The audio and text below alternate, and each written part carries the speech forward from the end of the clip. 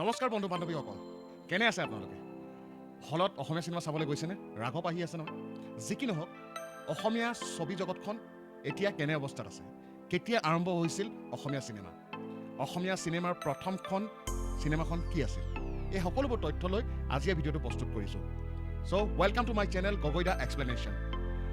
মই আৰু ৰণদীপে মিলি এই ভিডিঅ'টো প্ৰস্তুত কৰিছোঁ। চ' অলপমান কষ্ট হৈছে। এই কষ্টৰ যদি আপুনি ফল দিব বিচাৰিছে তেনেহ'লে লাইক আৰু শ্বেয়াৰ কৰি দিব আৰু চেনেলটো ছাবস্ক্ৰাইব কৰি দিব। তেনেহ'লে আজি ভিডিঅ'টো আৰম্ভ কৰোঁ। অসমীয়া চিনেমা জগত, চিনেমা জগতখনে 88 ইয়াৰ্ছ কমপ্লিট কৰিছে। অসমীয়া চিনেমা অৰ্থাৎ জলিউড 1935 চনত প্ৰথমটো খোজ দিছিল অসমীয়া চিনেমা জগতখনে। শ্ৰদ্ধাৰ ৰূপ কোঁৱৰ জ্যোতিপ্ৰসাদ আগৰৱালাৰ পৰিচালিত প্ৰথমখন অসমীয়া ছবি ৰূপালী পৰ্দাত চলোৱা হৈছিল, সেইখন হৈছে জয়মতী। জয়মতীৰ পৰাই আৰম্ভ হৈছিল অসমীয়া চিনেমা জীৱনৰ পৃষ্ঠা।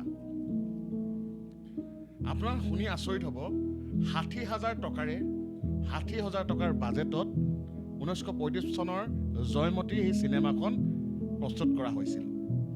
কিন্তু সেই চিনেমাও ব্যৰ্থ হ'ল, কাৰণ অত্যাধুনিক প্ৰযুক্তি নথকাকৈ এই চিনেমাখন নিৰ্মাণ কৰা হৈছিল। যিখিনি সেই সময়ত সুবিধা হৈছিল, যেনেধৰণে পাৰিছিল চিনেমাখন আৰম্ভ কৰিছিল, মুক্তি লাভ কৰিছিল। তাৰ পাছত অসমীয়া চিনেমাৰ জগতত দ্বিতীয়খন ছবি মুক্তি লাভ কৰিছিল ইন্দ্ৰমালতী। 1939 চনত মুক্তি পাইছিল এই চিনেমাখন। এই চলচ্চিত্ৰখনত প্ৰয়াত শ্ৰদ্ধাৰ সকলোৰে মৰমৰ ডক্টৰ ভূপেন হাজৰিকাদেৱেও বিশিষ্ট ভূমিকাৰ অভিনয় কৰিছিল। ৰূপ কোঁৱৰ জ্যোতিপ্ৰসাদ আগৰৱালা দেৱৰ দুইখন চিনেমা মুক্তি পোৱাৰ পাছত এক প্ৰকাৰে যেন স্তব্ধ হৈ পৰে চলচ্চিত্ৰ ক্ষেত্ৰখন। কিন্তু দ্বিতীয় বিশ্বযুদ্ধৰ লগে লগে ৰোহিণী কৃষ্ণ বৰুৱাৰ পৰিচালিত 1941 চনত মনোমতী নামৰ এখন প্ৰাসংগিক ঐতিহাসিক বিষয়ৰ ওপৰত এখন চলচ্চিত্ৰ নিৰ্মাণ হৈছিল। ঠিক তেনেধৰণে 1944 চনত পাৰ্বতী প্ৰসাদ দেৱ বৰুৱাৰ ৰূপহী, তাৰ পাছত কমল নাৰায়ণ চৌধুৰীদেৱৰ বদনবৰ ফুকন, 1947 চনত ফণীসমাৰ দেৱৰ হিৰাজ, অজিত সেনৰ বিপ্লৱী, শ্ৰদ্ধাৰ প্ৰবীণ ফুকনৰ বাৰঘাট, শ্ৰদ্ধাৰ সুৰেশ গোস্বামীৰ ৰুনুমি দৰে এনে বহু চলচ্চিত্ৰ নিৰ্মাণ কৰিছিল। তাৰ পাছত আহিছিল 1950 দশক। 1950 দশকত কিছু প্ৰযুক্তি উন্নত হ'ল আৰু ৰূপজ্যোতি প্ৰডাকশ্যনৰ উদ্যোগত গামাপ্ৰসাদ আগৰৱালাই মুক্তিযোদ্ধা পিয়লি ফুকনৰ জীৱনক লৈ এখন চিনেমা প্ৰস্তুত কৰিছিল, যি জাতীয় পুৰস্কাৰ প্ৰদান কৰা হৈছিল এই চিনেমাখনত। এনেধৰণে অসমীয়া চিনেমাৰ যি পাতনি মেল খাইছিল। পিছে 21 শতিকাত বহু প্ৰযুক্তিৰে, অত্যাধুনিক প্ৰযুক্তিৰে বহু চিনেমা নিৰ্মাণ হৈছে, কিন্তু আজিও হিন্দী চিনেমাৰ লগত বা অন্যান্য টলিউডে হওক বা বলিউড, এই হিন্দী চিনেমাৰ বা অন্যান্য ভাষাৰ চিনেমাৰ লগত আজিও প্ৰতিযোগিতা কৰিব পৰাকৈ মানদণ্ড নাই অসমীয়া চিনেমাৰ। এয়া মোৰ কথা নহয়, এয়া এক তথ্য উইকিপিডিয়াত দিয়া হৈ আছে। যি কি নহওক, ক'ত থমকি ৰৈছে অসমীয়া চিনেমা? এতিয়াতো বহুত অত্যাধুনিক বা বহুত টকা খৰচ কৰি ডাইৰেক্টৰে বহুত টকা খৰচ কৰি চিনেমা প্ৰস্তুত কৰা হৈছে। ভাল ভাল চিনেমা প্ৰস্তুত কৰিছে। ৰাঘৱ, ৰঘুপতি, কাঞ্চনজংঘা, এনেধৰণৰ বহু চিনেমা এতিয়া নিৰ্মাণ হৈছে। তেনেবোৰ চিনেমাও কিন্তু টকা তেওঁলোকে লাভ কৰিব পাৰিছে, কিন্তু যি ধৰণে সঁহাৰি পাব লাগিছিল অসমীয়া চিনেমা এখন, তেনেধৰণৰ সঁহাৰি আজিও পোৱা নাই।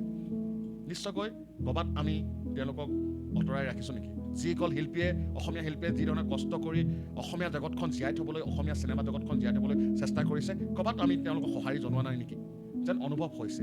যি ধৰণে আজি 88 ইয়াৰ্ছ কমপ্লিট কৰিলে অসমীয়া চিনেমা জগতখনে, আপোনালোকে ভাবি আচৰিত হ'ব, শুনি আচৰিত হ'ব। 1935 চনত অসমীয়া চিনেমা জগতখন আৰম্ভ হৈছিল। তাৰ কিছু বছৰ পূৰ্বে বাংলাভাষী অৰ্থাৎ টলিউড, বাংলা ভাষাত চিনেমা আৰম্ভ হৈছিল।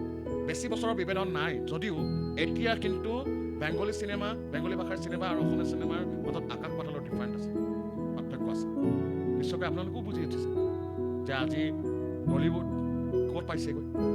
যিয়ে যেনেধৰণে অসমীয়া চিনেমাৰ পৰ্যায়ত তেওঁলোকৰ যিখিনি কৰিছে, কষ্ট কৰিছে, যিখিনি টকা খৰচ কৰিছে, যেনেধৰণে এখন চিনেমা প্ৰস্তুত কৰি নিৰ্মাণ কৰি উলিয়াইছে, যি ধৰণে সহায় পাব লাগিছিলে, যি পৰ্যায়ত তেওঁলোকৰ পাব লাগিছিলে, কিন্তু সেনে পৰ্যায়ত পোৱাগৈ নাই।